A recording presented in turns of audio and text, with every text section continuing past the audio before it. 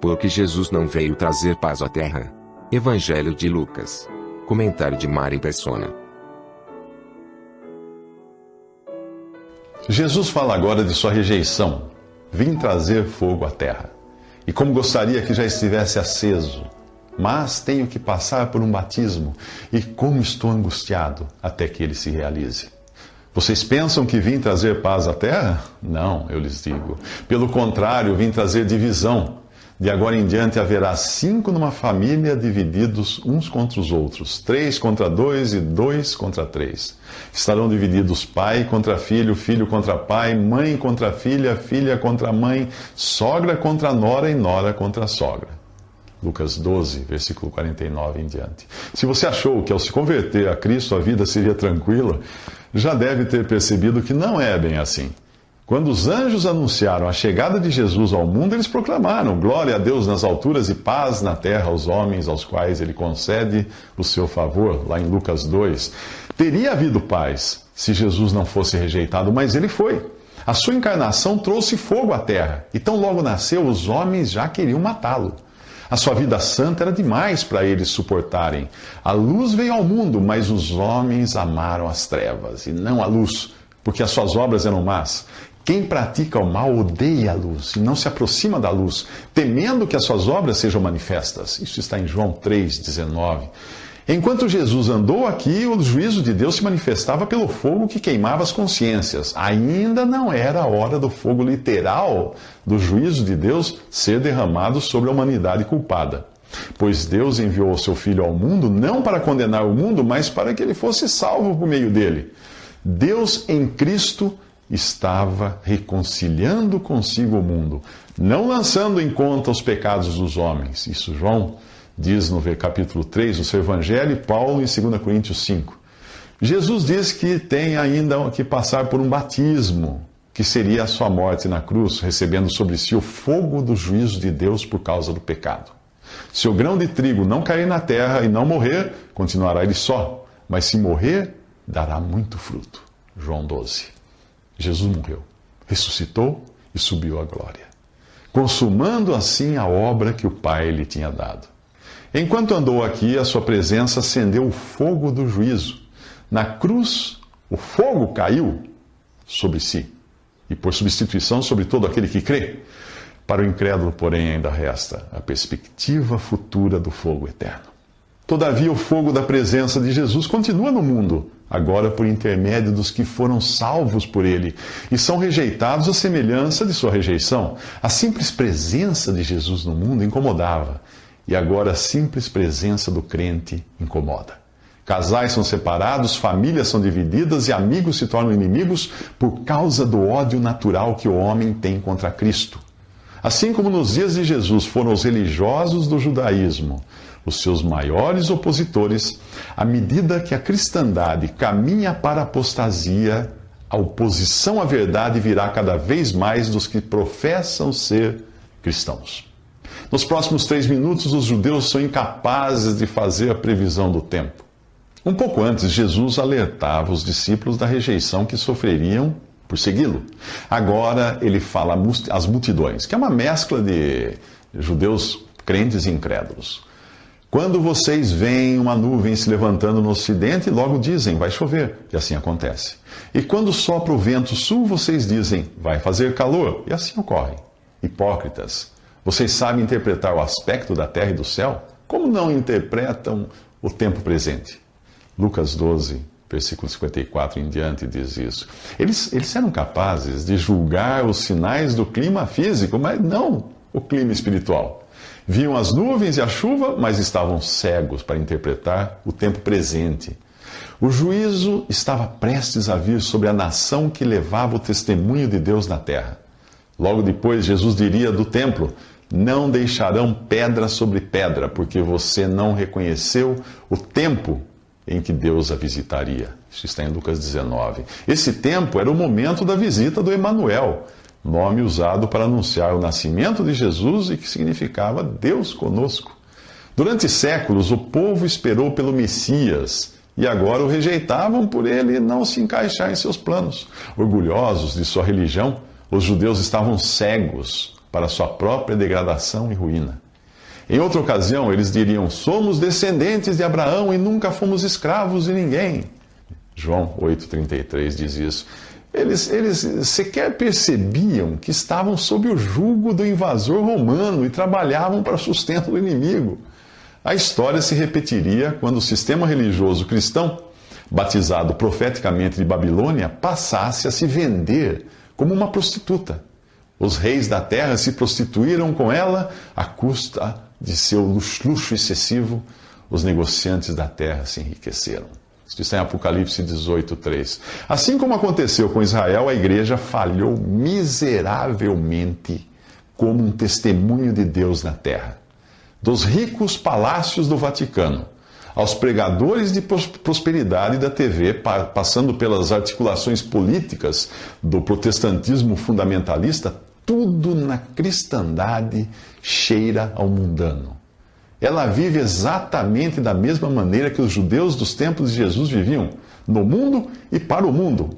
Algumas frases das cartas às 7 igrejas de Apocalipse resumem a mensagem que Jesus tem para a igreja hoje.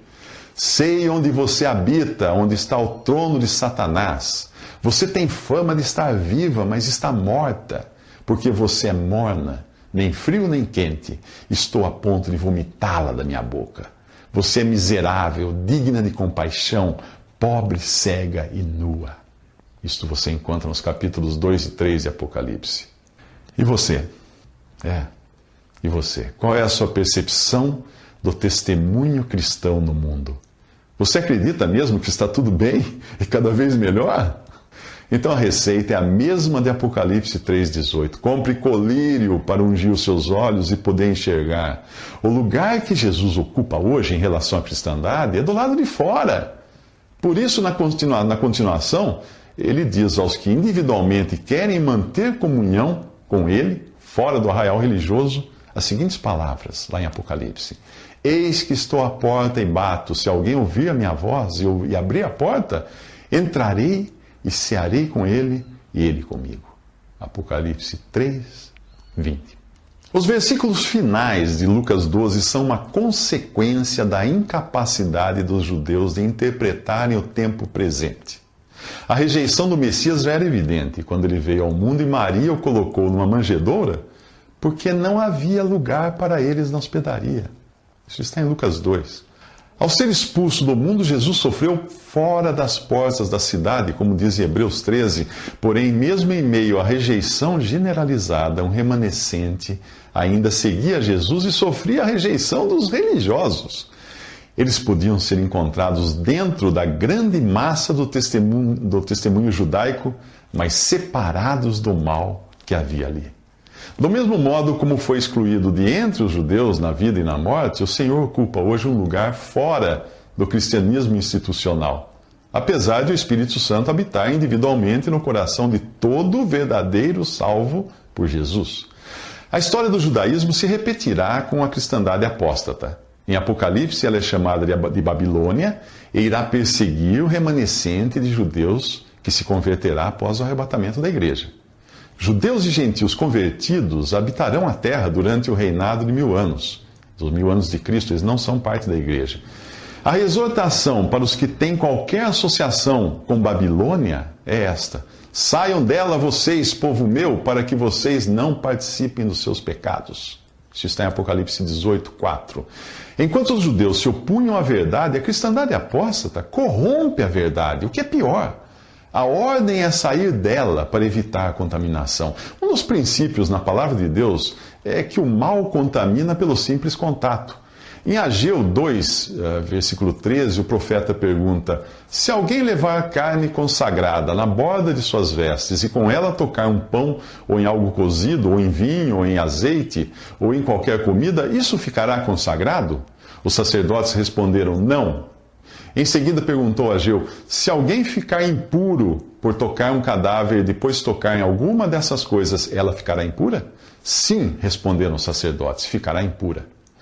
Judas usa a expressão odiando até a roupa contaminada pela carne, no capítulo 1, versículo 23 da sua carta, para nos alertar do perigo da contaminação por contato. Não cabe ao cristão decidir quem é ou não salvo por Cristo, porque o Senhor conhece quem lhe pertence. A sua responsabilidade é julgar o mal e apartar-se. Paulo escreve: aparte-se da injustiça todo aquele que professa o nome do Senhor, em 1 Timóteo 2,19. Por não saberem julgar ou interpretar o tempo presente, Jesus repreende os judeus usando de um exemplo que mostra a importância de se saber julgar, falando de coisas que todos nós tememos ter de enfrentar, como magistrado, juiz, oficial de justiça, prisão. Ele diz assim: por que vocês não julgam por si mesmos o que é justo? Quando algum de vocês estiver indo com seu adversário para o magistrado, faça tudo para se reconciliar com ele no caminho, para que ele não o arraste ao juiz, e o juiz o entregue ao oficial de justiça, e o oficial de justiça o jogue na prisão. Eu lhe digo que você não sairá de lá enquanto não pagar o último centavo. Isso está em Lucas 12, 57 ao 59. O capítulo 12 do Evangelho de Lucas terminou com o fracasso dos judeus em julgar e discernir o tempo da chegada do Messias. Agora o capítulo 13 revela o orgulho individual e nacional do povo. Se você for um dos que acham que quando algo vai mal a alguém, isso é porque a pessoa fez algo de errado, o que Jesus diz serve para você. E para mim também, pois não existe um ser humano que não goste de apontar o dedo para as falhas dos outros, para desviar a atenção de si mesmo. Os judeus vão a Jesus contar dos galileus, aos quais Pilatos teria mandado matar enquanto ofereciam sacrifícios a Deus. A intenção deles é maliciosa e Jesus percebe isso. Os habitantes da Judéia não toleravam os da Galileia e os consideravam inferiores. O comentário de Natanael no Evangelho de João sobre Nazaré, cidade da Galileia, revela a opinião comum na Judéia. Quando Filipe avisou Natanael que tinha encontrado Jesus de Nazaré, cidade da Galileia, a sua reação foi: Nazaré? Pode vir alguma coisa boa de lá?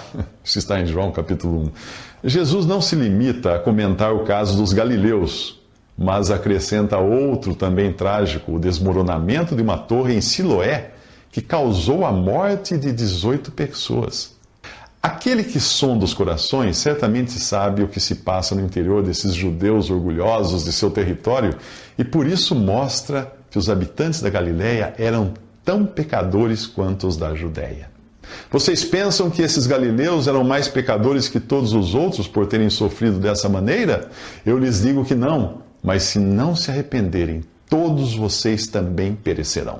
Ou vocês pensam que aqueles 18 que morreram quando caiu sobre eles a torre de Siloé eram mais culpados do que todos os outros habitantes de Jerusalém? Eu lhes digo que não, mas se não se arrependerem, todos vocês também perecerão. Ao invés de eles pensarem na crueldade de Pilatos, provavelmente suspeitavam da conduta das vítimas, dos galileus.